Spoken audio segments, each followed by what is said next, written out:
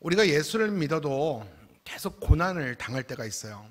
예수를 믿으면 고난이 없고 이제 행복할 줄 알고 예수를 믿었는데도 예수를 믿고 내 신앙에 아무런 문제가 없어도 계속 고난을 당할 때가 있습니다. 그러면 대개 그 고난이 길어지면 성도들은 두 가지 질문을 해요. 첫 번째 질문은 이 고난이 언제까지일까? 두 번째 질문은 왜 이 고난이 내게 찾아왔을까? 이 두 가지 질문을 합니다. 오늘 요한계시록이 쓰여질 당시 이 편지를 받는 수신자인 유대 기독교 신자들이 당하는 고난은 우리가 생각할 수 있는, 우리가 감히 상상할 수 있는 그 정도의 고난이 아닙니다. 끔찍한 죽음의 고난이었어요. 언제 죽을지 모르는 그 죽음도 너무 잔인하게 죽는 그 죽음의 현장에서 하루하루를 연명하면서 살고 있던 것이 그들의 두려움과 그들의 고난이었습니다. 이렇게 그들이 고난당하는 이유는 단 한 가지 때문에 그래요. 이게 뭐냐면 유일신 여호와 하나님만을 섬기겠다는, 유일신 하나님의 신앙을 포기하지 않았기 때문에 당하는 고난이에요. 반대로 말하면 타협하고 내가 예수를 안 믿기로, 나도 다른 사람들처럼 다음에 믿고 지금 내가 안 믿기로 양보하고 타협하면 그들은 절대 이런 고난이 없어요. 그런데 오직 하나님만, 그 우상 숭배를, 황제 숭배를 요구했던 그 정부나 그 황제는 뭘 요구하냐면 예수를 믿지 말라가 아니에요. 예수를 믿어도 좋고 황제도 같이 섬겨라 했어요. 다른 종교들은, 다른 사람들은 유아무아하면서 예수님도 믿고 같이 그 황제 숭배도 했어요. 근데 누가에게 고난이 있냐면 오직 하나님만 섬기겠다는, 유일신 하나님만 나는 섬기겠습니다. 그 신앙을 포기하지 못한 사람들에게 잔인하리만큼 죽음의 공포가, 죽음의 협박이 왔습니다. 이 당시를, 요한계시록이 쓰여졌던 당시는 로마의 황제의 도미티안 황제였어요. 이 도미티안 황제는 잔인하기로 아주 유명하고 아주 교만한 황제로 역사가 요세푸스는 이야기를 하고 있어요. 그 황제 숭배라는 명분으로 하나님만 섬기는 그 유대 기독교인들을 유독 핍박합니다. 전 재산을 몰수하고 또 감옥에 집어넣고 사자의 밥으로 넘겨주고 화형에 처하기도 하고 십자가에 매달아 많은 사람들 앞에서 죽이기도 했습니다. 바로 이 도미티안 황제 때 요한계시록의 저자인 사도 요한도 밤모섬으로 유배를 갔어요. 도미티안 때가 그 극렬한 불같은 이 박해와 고난이 가장 심했을 때가 바로 이 도미티안 황제일 때입니다. 여러분 250년간 10명의 황제들에게 이렇게 끔찍한 고난이 이어졌어요. 여러분 250년이라는 시간은요 절대 짧은 시간이 아니에요. 그 대와 대를 이어가는 시간 있잖아요. 할아버지가, 부모가 3대가 적어도 최소한 3대와 4대가 그 신앙 하나 붙들고 있다가 핍박당하는 기간들이 이 250년의 시간이에요. 근데 여러분, 이 끔찍한 고통과 핍박 가운데서도 그들이 견딜 수 있고, 그리고 다음 세대에게 그럼에도 불구하고 신앙을 전수할 수 있었던 이유가 뭔지 아십니까? 바로 최후 승리를 그들이 믿기 때문에 그랬어요. 결국 이 고난이 아무리 불같은 고난일지라도 결국은 우리 주님이 승리하실 것이다. 결국은 이 고난의 끝은 승리일 것이다라는 그 확신이 있었기 때문에 불같은 고난을 견디고 자신의 자녀들에게 신앙을 전수할 수가 있었어요. 그래서 여러분 그 어떤 고전과 그 전해온 내용을 보면 그 부모 앞에서 자녀가 화형을 당합니다. 여러분 어떨 것 같아요? 내가 죽는 건 참을 수 있어요. 근데 내 눈앞에서 자녀를 십자가에 매어 달려서 기름을 끼얹고 그 아이에게 불을 지르고 그 아이는 고통스럽게 엄마를 불러가며 엄마를 원망하며 이렇게 죽어가는 모습을 부모가 볼 때 정말 피눈물이 날 겁니다. 그런데도 부모는 타협하지 않았습니다. 그 아들이 죽는 현장에서 절망하지 않았습니다. 그들은 그 아이가 죽어가는 현장에서 눈물을 뚝뚝 흘리며 천국을 노래할 수 있었어요. 그 이유가 뭔지 아세요? 최후 승리를 믿기 때문에. 그들은 몸을 죽여도 영혼을 죽이지 못하는 그 도미티안을 두려워하지 않았어요. 그는 하나님을 바라보면서 그 죽음의 공포 가운데도 그들은 신앙을 지켜낼 수 있었던 것이죠. 여러분 20세기에 들어와서 큰 성공을 거둔 세 편의 판타지 문화가 있습니다. 여러분 C.S. 루이스의 그런 변증가거든요. C.S. 루이스 책을 읽어보신 분이 계십니까? 그 C.S. 루이스의 니나의 연대기라는 책이 있어요. 여러분 영화로 보셨죠?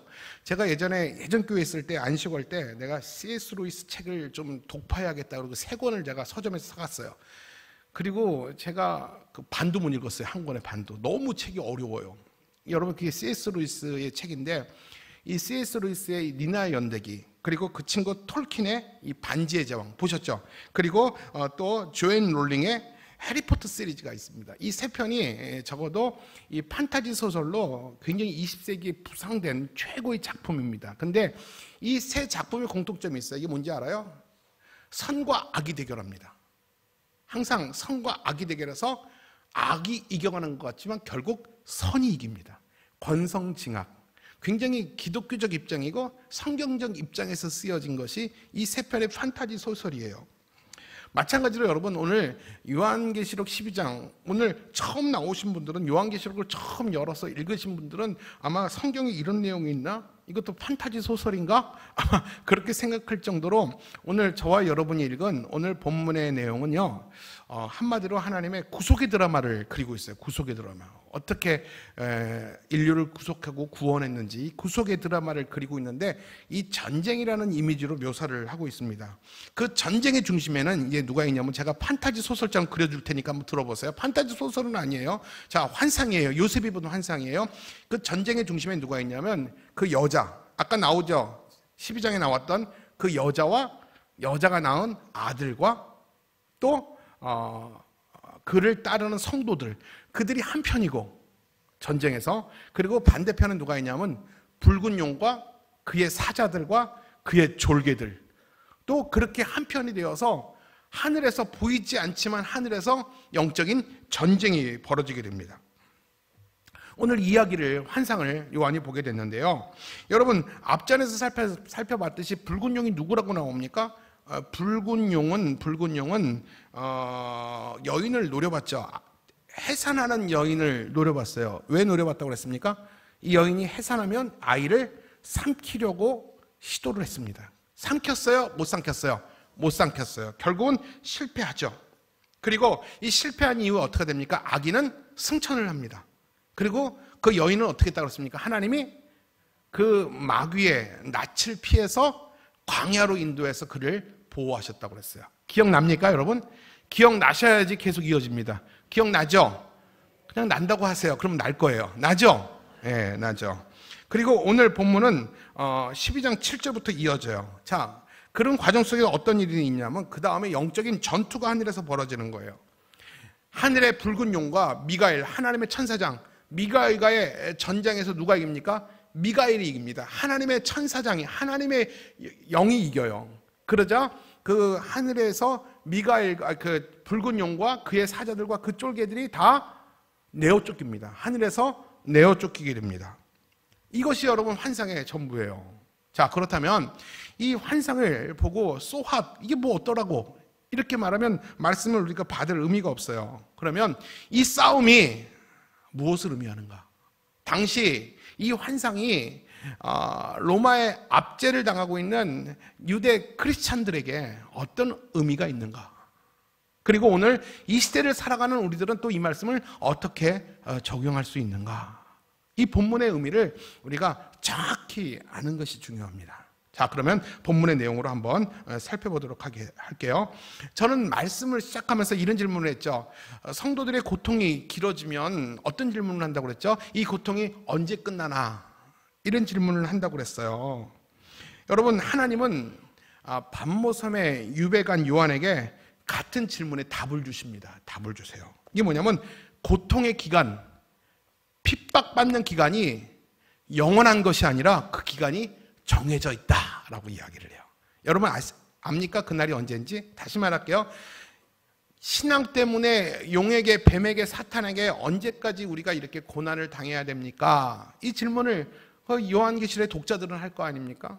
또 반모섬의 유배간 사도 요한도 그런 궁금증과 질문을 주님께 던지지 않았겠습니까? 근데 주님께서 그 질문에 답을 주신다는 거죠. 이 고난은 영원하지 않다. 끝이 있다. 그리고 성경은 그 끝에 대해서 그 기간에 대해서 분명히 명시를 하죠. 언제입니까, 여러분? 앞전에서 그 기간을 알려줬어요. 자, 6절 한번 볼까요? 6절 시작. 그 여자가 광야로 도망하매 거기서 1260일 동안 그를 양육하기 위하여 하나님께서 예비하신 곳이 있더라. 자, 1260일 동안 고난받는다는 거예요. 42개월 동안 또 3년 반 동안 너희들은 광야에서 고난을 받게 될 것이다. 다시 말하면 1260일, 3년 반이 끝나면 고난이 끝난다라는 거예요. 맞죠? 근데 이것을 오늘 본문의 내용 안에 있는 14절에는 또 다르게 표현을 합니다. 자, 오늘 14절에는 그 기간을 알려주고 있는데 얼마입니까? 14절도 읽어볼게요. 시작. 그 여자가 큰 독수리의 두 날개를 받아 광야 자기 곳으로 날아가 거기서 그 뱀의 낯을 피하여 한 때와 두 때와 반 때를 양육받으매. 자, 여러분 요한계시록을 조금 관심 있게 읽어보신 분들은 한 때와 두 때와 반 때라는 말을 들어봤을 거예요. 오늘 처음 들어본 분도 분명히 계시고요. 아마 거의 다 한 때, 두 때, 반 때라는 말을 처음 들어봤을 것 같은데, 여러분 한 때, 두 때, 반 때가 뭘 얘기할까요? 자, 한 때는 1년이에요. 그럼 두 때는 몇 년이에요? 2년. 그러면 반 때는 반년. 그러면 한 때, 두 때, 반 때 하면 몇 년이에요? 3년 반. 1260일. 42개월. 결국 우리가 3년 6개월 동안 우리가 고난을 받게 될 거다. 그런데 여러분 성경에서는 그 기간을 또 어떻게 표현하냐면 거룩한 성이 짓밟히는 기간, 성전이 더럽혀지는 기간, 그리고 적그리스도가 출현해서 성도들을 미혹해 하는 기간, 이라고 또 표현을 합니다. 오늘 성경을 한번 찾아볼게요. 요한계시록 11장 2절. 성경을 자꾸 성경을 읽는 것이 여러분의 실력이에요. 자, 시작. 그들이 거룩한 성을 42달 동안 짓밟으리라. 자, 그들이 거룩한 성을 42달 동안 짓밟히리라. 그 거룩한 성이 교회예요. 성도들의 마음이에요. 성도들의 신앙이에요. 성전이에요. 바로 지금 저와 여러분이 살고 있는 이 42개월, 1260일, 한때, 두때 반, 3년 반의 시간에 우리가 살고 있다고 그랬잖아요. 지금이 바로 악한 영들이 우리 마음을 밟는 시간들이라는 것이죠. 또 13장 5절 말씀이에요. 시작. 그 짐승은 교만에 가득한 말과 하나님을 모독한 말을 하는 입을 받고 또한 앞으로 42개월 동안 활동할 수 있는 권세도 받았습니다. 하나님이 허락하신 거예요. 하나님이 잠깐 허락하신 거예요. 진짜 믿음 있는 자를 찾기 위해서, 진짜 견디고 끝까지 참는 자를 하나님이 보기 위해서 그 악한 자들을 잠시 허락한 거예요. 바로 그 기간이 42개월이라는 것이죠. 여러분 이 기간은 또 어떻게 표현합니까? 예수님의 초림과 예수님의 재림, 이 기간이 바로 42개월이에요. 이 기간이 바로 신약 교회 기간이고 우리는 종말 시대라고 얘기합니다. 그리고 저와 여러분이 오늘 이 시기에 지금 살고 있어요. 그렇기 때문에 악한 원수들이 우리의 마음을 밟고 그 예수의 이름을 비방하고 하나님을 믿는 자를 핍박하고 고난하는 것은 당연한 현상이라는 거예요. 이미 예견된 현상이고 이미 예견된 일을 우리가 지금 당하고 있다는 것이죠. 근데 여러분 이 기간에 특이한 것이 있어요. 우리 14절 말씀처럼 이 말에 주목해 보십시오. 하나님께서 독수리 두 날개를 여인에게 주셨다고 했어요. 하나님께서 독수리의 두 날개를 여인에게 주셔서 날개 하심으로 뱀의 낯을 피하여서 하나님이 그들을 양육하고 보호하셨다고 했어요. 자, 이 기간이 뱀에게 고통당하는 기간임에도 불구하고 그 고통만 있지 않다는 거예요. 하나님이 교회에게, 여인이 누구라고 그랬습니까? 교회라고 그랬잖아요. 교회에게 독수리 두 날개를 주어서 뱀의 낯을 피하게 하셨다는 거예요. 광야지만 하나님의 불기둥과 구름기둥이 있었다는 것이죠. 그리고 날아오름으로 그 뱀의 낯을 피하게 하심으로 하나님이 날아오른 그들을 오늘도 놓지 아니하시고 양육하시고 오늘도 안아주시고 오늘도 보호해 주신다는 것이죠. 여러분, 그렇다면 이 여자가 받은 독수리 날개가 그건 모름이 할까요? 시련을 너끈히 이겨나가도록 하나님이 공급하시는 새 힘을 상징합니다. 아무리 시련이 깊고 아무리 고통이 강할지라도 그 고통을 너끈히 이길 수 있는 하나님이 공급하시는 힘이 오늘도 저와 여러분 가운데, 교회 가운데 있다라는 사실입니다. 여러분, 오늘도 하나님은요, 자기 백성들을 지키시고 자기 백성들을 불쌍히 여기세요. 순간순간 하나님이 우리를 놓지 않으세요. 그 위험의 상황일지라도, 그 정말 이 1초 1초를 다투는 시급한 상황일지라도 하나님이 나를 놓지 않아요. 나를 붙들어 주세요. 소름 끼칠 정도로 하나님이 내 생명을 붙들고 계심을 여러분 느낄 때 있습니까? 바로 하나님이 나를 오늘도 지키신다라는 것이죠. 오늘도 너끈히 이 시험에 질식사하지 않도록, 내가 숨 쉴 수 있도록, 내가 하나님을 찬송할 수 있도록 하나님이 오늘도 나를, 그 와중에서도 나를 붙들어 주시고 마음의 평안을 주신다라는 것입니다. 여러분, 여호와를 앙망하는 자는 독수리 날개치며 올라감 같을 그 힘을 하나님이 허락해 주십니다. 여러분, 결국 이 모든 환상은요, 이제 앞으로 17장부터 7대접 재앙이 나와요. 이제 17장부터 여러분 12, 13, 15 이렇게 16 가다가 17장부터는 이제 마지막 인나팔 하다가 7대접의 재앙이 나옵니다. 이 재앙이 있기 전에 이 환상을 통해서 성도에게 전하고 싶었던 이 메시지가 이 환상 속에 있는 거예요. 그게 뭐냐면, 지금 너희들이 이렇게 도미티안에게 이렇게 로마의 압제 가운데 고통과 환난과 핍박이 있어도 결국 이 고난은 끝이 있다라는 것이죠.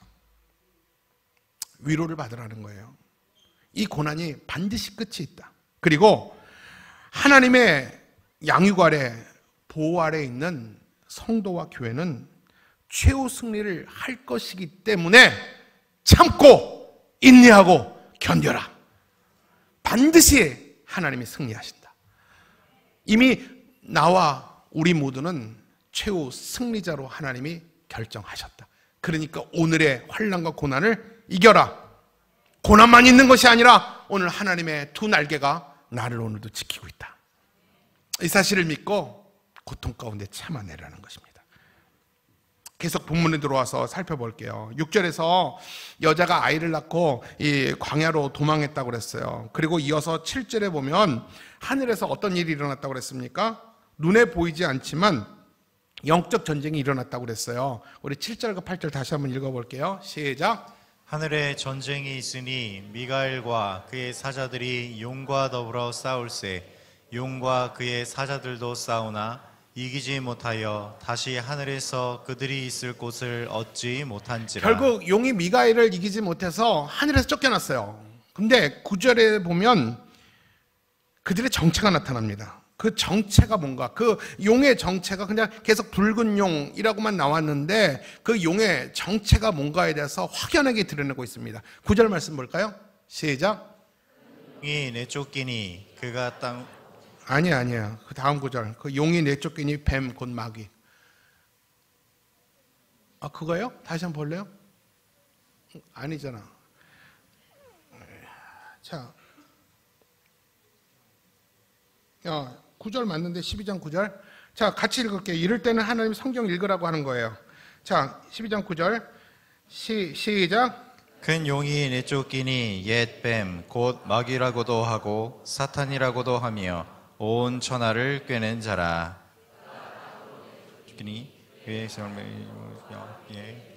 자, 여러분 성경 보면서 절 따라오세요. 그의 용이 미가엘에게 져서 내쫓겼죠.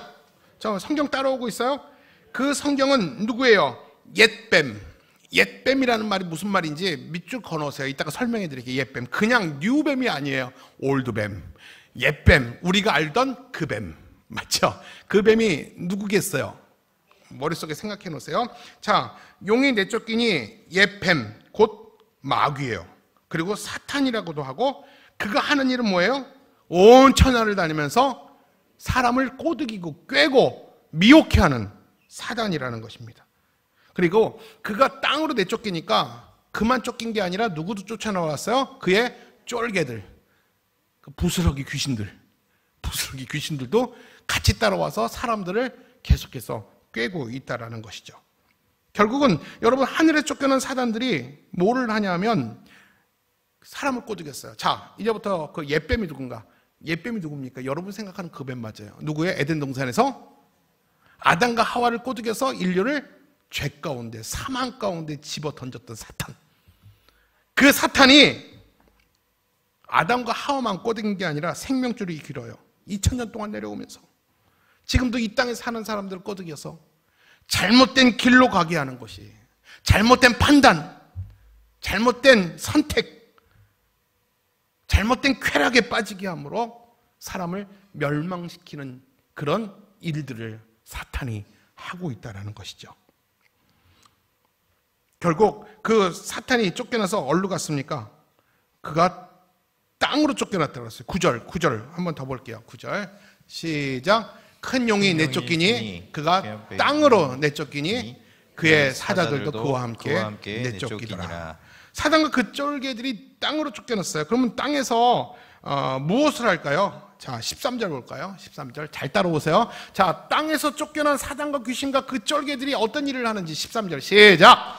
용이 자기가 땅으로 내쫓긴 것을 보고 남자를 낳은 여자를 박해하는지라. 자, 여러분 보세요. 용이 누구예요? 옛뱀, 사탄, 귀신, 쪼무레기들이 자기가 땅으로 내쫓긴 것을 보고 남자를 낳은 여자가 누구예요? 남자가 누구예요? 예수를 낳은 여자는 마리아나 한 개인이 아니라 누구라고 그랬어요? 교회라고 그랬죠. 자, 이 사탄과 귀신이 이 땅에서 무슨 일을 한다고 그랬어요? 교회를 박해한다고 그랬어요. 성도를 박해하는 겁니다. 맞습니까, 여러분? 그래서 당시 이 마귀는 인간의 권력을 뒤집어 쓴 도미티안으로 나타난 거예요. 인간의 권력과 그 황제의 면류관을 쓴 도미티안으로 나타나서 그 당시 교회와 성도를 박해했어요. 10명의 그 황제들의 왕관을 바꾸어 가면서 10년 동안, 아니 10명의 황제 250년 동안 교회와 여자를 박해했던 기간이었어요. 바로 이 도미티안의 10명의 황제 뒤의 배후에는 누가 있었다는 거예요? 귀신이 있다는 것입니다. 여러분, 마찬가지예요. 이 땅에서 사람과 사람의 싸움, 나라와 나라와의 싸움, 이게 사람과의 싸움, 나라와의 싸움이 저는 아니라고 봅니다. 그 배후에는 사탄이 있어요. 여러분, 이거는 사탄과의 전쟁이에요. 이 모든 것이 여러분 영적인 전쟁이라는 사실을 우리가 간파할 줄 알아야 돼요. 왜 그런지 아세요? 여러분, 요즘 사탄의 최고 전략이 뭔지 아세요? 자신의 정체를 숨기는 것입니다. 사탄은 절대 자기 자신을 드러내지 않아요. 여러분, 이거 굉장히 중요한 일입니다. 사탄은 여러분 거짓말하는 영이에요. 사탄은 여러 가지로 표현하고 사탄의 정의를 말할 수 있지만 사탄은 큰 특징 중에 하나 거짓말하는 영이에요. 거짓말해요. 끊임없이 자기 자신을 숨기고 거짓말합니다. 광명의 천사의 모습으로, 먹음직도스럽고 보암직도스러운 모습으로, 내가 그것을 가지면 참 행복할 것 같은 행복의 모습으로 우리를 다가옵니다. 그렇기 때문에 사탄의 최고 전략은 뭐라고요? 자신을 숨기고 거짓말을 해요.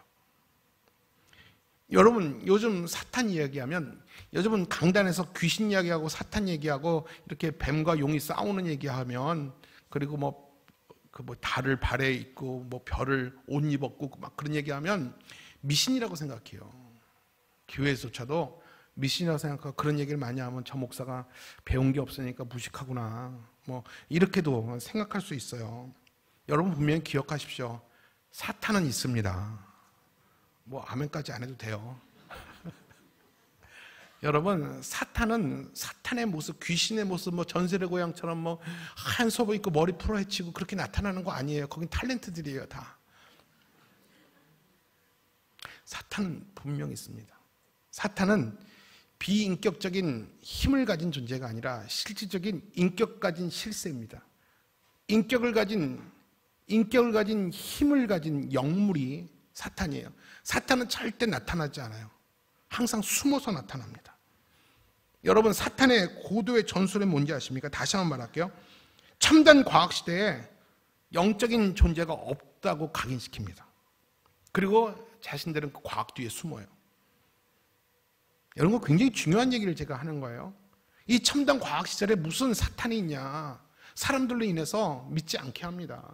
경각심을, 그런 경계심을 다 내려놓게 합니다. 보이는 현상이 전부라고 생각해요. 근데 우리는 그 현상 뒤에 사탄의 배후를 우리는 말하고 있거든요. 근데 이 첨단 과학 시대에, AI 시대에 무슨 마귀가 있고 귀신이 있고 영적인 전투가 있느냐. 이거를 우리가 영적인 눈을 못 뜨게 하는 것이 이 사탄의 작전이에요. 그러나 우리는 이 권력 뒤에, 사람 뒤에, 문화 뒤에 숨어 있는 사탄을, 귀신을 우리는 볼 줄 알아야 됩니다. 그러면 여러분, 마귀의 정체를 알고 있는 우리들은 오늘의 1260일, 그리고 한때, 두때, 반때, 그리고 지금 우리는 어떻게 살아야 됩니까? 이 정체를 다 알고 있다면 과연 그러면 어떻게 하면 우리가 잘 살 수 있을까요? 우리 11절 같이 한번 읽어볼게요. 11절 시작. 또 우리 형제들이 어린 양의 피와 자기들이 증언하는 말씀으로써 그를 이겼으니 그들은 죽기까지 자기들의 생명을 아끼지 아니하였도다. 자, 본문 띄워주세요. 자, 믿음의 형제들이 누구를 이겼다고 합니까? 그를 이겼다고 그랬어요. 맞죠? 우리 형제들이 어린 양의 피와 자기들이 증언하는 말씀으로써 그를 이겼으니 그랬습니다. 그러면 그가 누굽니까? 우리 10절 말씀 볼게요. 10절 시작. 우리 형제들을 참소하던 자 곧 우리 하나님 앞에서 밤낮 참소하던 자가 쫓겨났고. 그는 누구냐면 우리를 하나님께 참소하는 사탄을 말합니다. 사탄은요 밤낮 우리를 참소합니다. 욥을 참소했던 것처럼 사탄이 하나님 앞에서 욥을 참소했잖아요. 욥이 하나님을 잘 섬긴다고요? 하나님 욥을 몰라서 그래. 욥이 많으니까, 부유하니까, 자신의 물질의 소유가 넉넉하니까 사람은 다 이러면 다 하나님께 감사할 수 있어요. 한번 물건 뺏어보세요. 한번 그 삶을 망하게 해보세요. 그가 정말 감사하는지. 에이, 하나님 참 순진하셔. 하나님은. 욥이 그렇게 좋은 사람이 아니에요. 이런 식으로 이 참소를 누가 하냐면 사탄이 하고 있다는 거죠. 근데 그 참소를 하던 자가 하늘에서 내어 쫓겼다는 것입니다. 마찬가지로 지금 너희들이 도미티안에게 오늘도 핍박을 받고 있지만 결국 성도들이 이기게 된다는 거예요. 그렇기 때문에 몸을 죽여도 영혼을 죽이지 못하는 도미티안을 두려워하지 말고 오늘의 고난을 참고 견딤으로 최후의 승리를 믿으라는 것입니다. 이미 사탄은 결박당했다는 거예요. 사탄은 이미 하나님께 패해서 하늘에서 쫓겨나갔다라는 거예요. 마지막 발악을 땅에서 할 뿐이라는 것이죠. 마지막 때가 얼마 남지 않은 줄 알고 한 영혼이라도 더 끌어당기려고 우는 사자처럼 발악을 하는 거지, 이미 승리의 고지에서는 그들이 벗어났다라는 거예요. 이미 이겼으니까 너희들이 조금만 1260일 그 마지막만 참고 있으면 최후 승리는 너희들 것이다. 참고 견뎌라. 이것이 오늘 본문이 요한계시록에서 우리가 말씀하는 거예요. 여러분 요즘 코로나19 이후에 하나님을 떠난 성도들이 정말 많아요. 교회들이 정말 반토막이 났습니다. 여러분 우리 교회 안에 있으니까 우리는 잘 모르죠. 특히 이 서울의 사대문 안에 있는 교회들은요, 정말 이 3년 동안 교회를 안 나가다 보니까, 교회를 안 나가면 큰일 날 줄 알았거든요. 근데 3년 동안 안 나가 보니까 아무 일이 안 생기는 거야. 오히려 여유 있는 주일 아침, 이게 좋은 거야. 그러다 보니까요, 3년 동안 코로나 때문에 교회를 안 나가다 보니까 안 나가는 습관이 익숙해져 가지고요, 이제 교회의 발걸음을 끊었어요. 우리는 뭐 특별히 결심하지 않아도 조금만 걸어 나오면 되잖아요. 근데 서울 사대문에 있는 교회들은 차를 타고 이렇게 멀리 예배당에 와야 돼요. 30분도 걸리고 40분도 걸리고 1시간도 걸리는 수고스러움을 그들은 감당했어요. 근데 3년 동안 그 수고스러움을 하지 않다 보니까 그 익숙함이 없어지니까 다시 교회를 나가려니까 귀찮은 거야. 그래서 여러분 사대문 안에 있는 교회들은요, 엄청나게 반토막 났어요. 이 교세가 줄어든 게 중요한 게 아니라 믿음을 저버리고 믿음을 떠난 자들이 너무 많다라는 것이죠. 사랑하는 여러분, 이 정도 어려움으로 교회를 떠난다면 누가 좋아할까요? 사단이 좋아하는 거예요. 여러분, 더한 고난과 어려움도 얼마든지 있을 수 있어요. 여러분, 진짜 금인지 아닌지는요, 용광로를 통과해 보면 압니다. 오늘 말씀이 기록될 때 성도들이 당한 고난과 환난과 핍박은 지금 우리의 고난과는 비교할 수가 없어요. 여러분, 그들이 근데 더 놀라운 일은 뭔지 아십니까? 그들이 그렇게 고통 속에 있으면서도 자기 자녀들에게 신앙을 전수했다라는 것이죠. 여러분, 이게 정말 대단한 일 아닙니까? 그 고난의 때를 그냥 부모 세대만 감당하고 너희들은 믿지 마라, 너희들은 이 어려운 십자가의 길 가지 마라. 여러분, 우리는 그렇게 자녀들을 가르칠 수 있잖아요. 너희들은 너희 길을 가라. 이게 부모는 우리는 우리의 숙명이다, 우리의 운명이다, 하나님을 떠나지 못하는 우리의 이 부름이다. 너희들은 그렇게 살지 마라. 너희들은 좀 더 부모를 따라 살지 말고 편안하게 살아라. 여러분, 얼마든지 부모들이 자녀들한테 그렇게 타협하고 그들을 세상 가운데 보낼 수 있잖아요.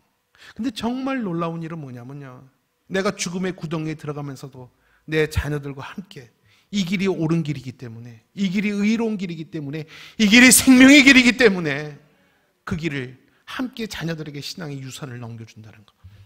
여러분, 이게 그들의 기가 막힌 이 믿음의 유물이 산물이 아닌가라고 생각을 합니다.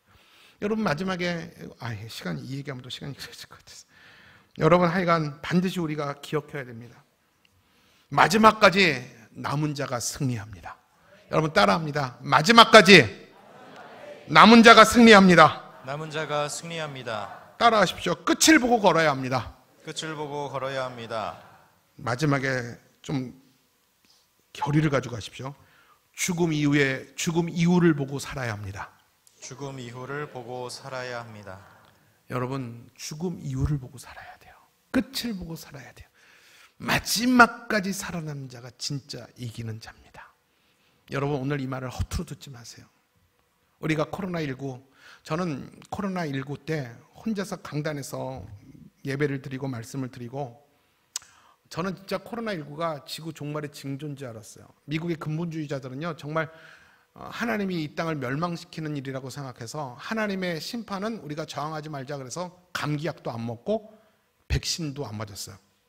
미국 근본주의자들. 그리고 죽었어요. 근데 하나님의 심판이 아니었잖아요. 저는 이 코로나19 때문에 교회가 예배 문을 닫고 성도들이 예배당을 들어오지 못하고 마당 기도회를 할 때 저는 정말 너무너무 마음이 힘들고 고통스러웠어요. 근데 여러분, 끝까지 이 코로나 이후에도 우리의 믿음을 지속하고 믿음을 붙들고 오늘도 이렇게 열렬한 예배자가 될 수 있는 거, 하나님이 우리 한 사람 한 사람을 기억하시고 오늘도 승리자의 명단에 우리 이름을 기록하신 줄로 믿습니다. 여러분, 제가 오늘 이런 얘기를 하니까 여러분 미신적으로 보입니까? 무식해 보입니까? 여러분, 그렇지 않아요? 에베소서 6장 12절에 우리의 씨름은 혈과 육을 상대하는 것이 아니요 악의 영들을 상대함이라. 다시 말할게요. 우리의 씨름은, 우리의 경쟁 대상은, 우리의 싸움의 대상은 내 자존심과 내 욕심과 사람을 향한 싸움이 아니에요. 악한 영들을 상대하는 싸움이라는 것입니다. 지금 우리는 영적인 전쟁의 시대에 살고 있어요. 여러분, 이기지 않으면 무조건 지는 거예요. 영적인 싸움은 비기는 게 없어요. 그렇다면 여러분, 우리가 무엇으로 영적인 전쟁에서 이길 수 있습니까? 딱 한 가지예요. 우리 11절을 우리 큰 목소리로 한번 다 같이 한번 읽어볼게요. 큰 목소리로 시작. 또 우리 형제들이 어린 양의 피와 자기들이 증언하는 말씀으로써 그를 이겼으니 그들은 죽기까지 자기들의 생명을 아끼지 아니하였도다. 믿음의 순교자들이 무엇으로 이겼습니까? 예수 그리스도의 보혈과 말씀으로 적들과 싸워 이겼다라는 것입니다. 여러분, 오늘도 어린 양의 보혈, 예수 그리스도께서 십자가에서 흘리신 그 보혈의 능력이 여러분을 머리부터 발끝까지 입혀주시기를 주님의 이름으로 축원합니다. 그 보혈과 말씀의 충만함으로 적들을 이긴다는 것이죠. 우리의 승리의 근거와 원천은 오직 예수의 보혈에 있습니다. 여러분, 오늘 이 이야기를, 설교를 들으면서 영적 전쟁, 또 영적 사단 마귀, 어린 양, 보혈, 피, 그러니까 기독교도 판타지 소설처럼 그런 내용이 있나 보다라고 생각하거나 참 성경도 미신적이구나 이렇게 생각하는 사람이 있다면 여러분, 그 생각조차도 미혹당하고 있는 거예요. 여러분, 잘 들으세요. 에이, 저 말씀은 목사님이 겁주는 거야. 영적인 세계가 어디 있어? 그냥 오늘을 정직하게 최선을 다해 살면 되는 거지. 죽으면 끝이지. 여러분, 이런 생각이 지금도 드는 사람이 있다면 바로 그것이 사단에게 미혹당하는 거예요. 기억하셔야 돼요. 우린 지금도 원수와 마귀와 대적하고 있어요. 그리스도의 보혈의 능력을 바탕으로 하지 않고는 어떤 힘으로도 보이지 않는 악한 영들과 싸워 이길 수 없어요. 우리가 악한 영들과 대치하여 그들을 이길 수 있는 것은 딱 하나, 예수 보혈의 능력을 바탕으로 할 때, 능력을 힘의 원천으로 할 때 우리는 악한 영들과 싸워 이길 수 있는 거예요. 요한일서 1장 7절 말씀입니다. 시작. 그 아들 예수의 피가 우리를 모든 죄에서 깨끗하게 하실 것이요. 여러분, 예수 그리스도의 보혈의 피가 우리를 죄로부터 깨끗게 해주실 줄 믿습니다. 예수 그리스도 보혈의 피가 오늘도 우리를 악한 자로부터 보호해 주시고 지켜주실 줄 믿습니다. 말씀을 정리하도록 할게요. 어느 날 종교개혁자 루터에게 어느 학생이 선생님, 어떻게 하면 수많은 시험과 유혹으로부터 날 지킬 수 있을까요? 이렇게 물어봤어요. 그러자 루터가 이런 얘기를 합니다. 사탄이 자주자주 내 마음을 두드리며 내 마음을 들어오려고 문을 막 두드릴 때 내 안에 계신 예수님이 문을 열어주라고 말합니다. 그러면 사탄이 이렇게 말한답니다. 이 집 루터 집 아닙니까? 루터 나오라고 그러세요. 이 집 주인 루터 나오라고 그러세요. 이렇게 말한다면, 아, 루터를 찾군요. 루터는 얼마 전에 이사 갔습니다. 이제 이 집의 주인은 납니다 라고 말한다면 사탄은 실망하고 다시 그 집에 오지 않을 것이다. 나는 이렇게 내 시험을 이긴다네. 무슨 말입니까? 내 마음은 이미 보혈의 피로 깨끗해졌습니다. 과거에 나는 십자가와 함께 죽고 나는 이제 주님과 함께 새로운 피조물이 되었습니다. 내 온몸은 예수 그리스도의 보혈의 피로 나는 깨끗게 되었습니다. 사탄의 요구에, 사탄의 미혹해 하는 영에 나는 반응하지 않을 것입니다. 이렇게 우리의 신앙엔 의지가 필요하다라는 것입니다.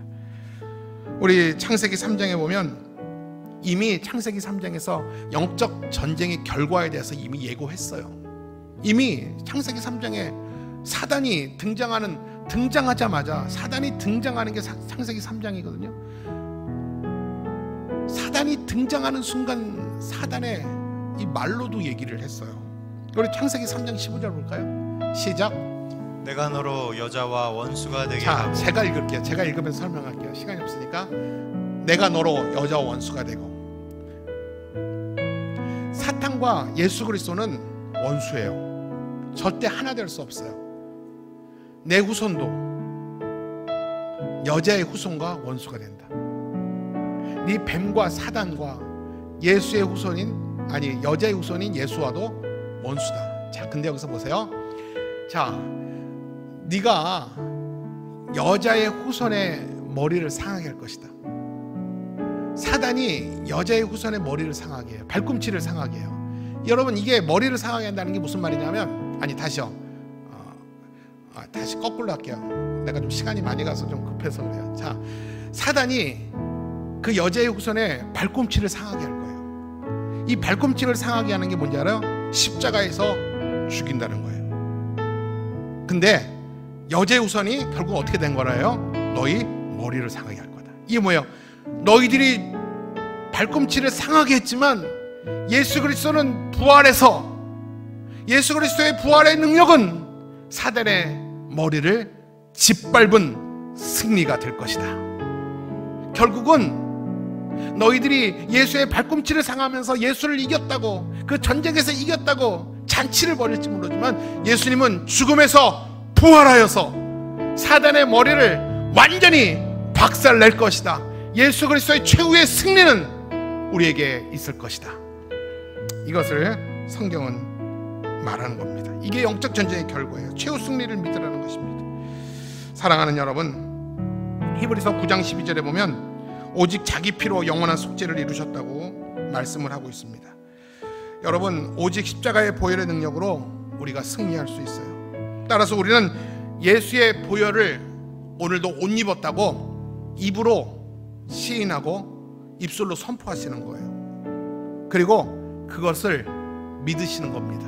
그리고 보혈의 능력을 내 능력으로 사용해야 합니다. 무슨 말이냐면 여러분의 질병과 여러분의 연약함과 무능함이 있습니까? 네 안에 계신 예수의 보혈로 선포하세요. 예수의 이름의 보혈로, 예수의 이름으로 나음을 선포하세요. 여러분을 두렵게 하는 악함과 영적인 연약함이 우리 안에 있습니까? 예수의 이름과 예수의 보혈의 이름으로 선포하세요. 낫기를 선포하세요. 상대방을 향해서 서로 치료하기를 선포하세요. 그러면 그 보혈의 능력을 우리 서로가 잊게 되는 것입니다. 이 지긋지긋한 영적 전쟁 언제 끝날까요? 요한계시록 20장 10절 보겠습니다. 시작. 또 그들을 미혹하는 마귀가 불과 유황못에 던져지니 거기는 그 짐승과 거짓 선지자도 있어 세세토록 밤낮 괴로움을 받으리라. 자, 미혹하는 마귀가 불과 유황못, 지옥에 던져지는 날이 있다는 거예요. 땅이 아니라 다 모아서, 계속 본문 띄워주세요. 다 모아서 지옥에 던져지는 날이 있는데 거기서 나오지 못하고, 그 무적행 속에서 나오지 못하고 밤낮 괴로움을 받게 된다. 그때가 언제냐? 예수님의 재림으로 승리자인 예수 그리스도가 우리의 왕으로서 임하시는 날, 그 원수 마귀는, 창세기 3장에 등장했던 그 사단은 예수님의 재림으로 말미암아 완전히 박멸된다라는 것입니다. 예수님의 재림으로 새 하늘과 새 땅이 이루어지기 전에 마귀의 역사는 사라집니다. 그리고 그때까지 참고 견디는 자는 최후 승리자가 될 줄로 믿습니다. 사랑하는 여러분, 신앙 때문에 당하는 고난, 이 고난 때문에 내가 죽을 것 같아도 주님은 항상 우리에게 독수리 두 날개를 달아주십니다. 광야 가운데 아무도 없는 것 같아도 불기둥과 구름기둥이 나를 지키십니다. 거친 길을 혼자 걷는 것 같아도 주님은 우리를 안아서 광야길을 걸으심으로 우리의 신발이나 우리의 옷이 헤이지 않도록 우리를 눈동자처럼 지켜주실 줄 믿습니다. 이 고난을 나 혼자 겪는 고난이라고 외로워하거나 힘들어하지 마십시오. 오늘도 나를 지키시는 그 하나님 바라보며 오늘도 참고 견디고 끝까지 보고 죽음 뒤를 보고 오늘도 승리의 발걸음을 멈추지 않는 저와 여러분 모두가 되시기를 주님의 이름으로 축복합니다.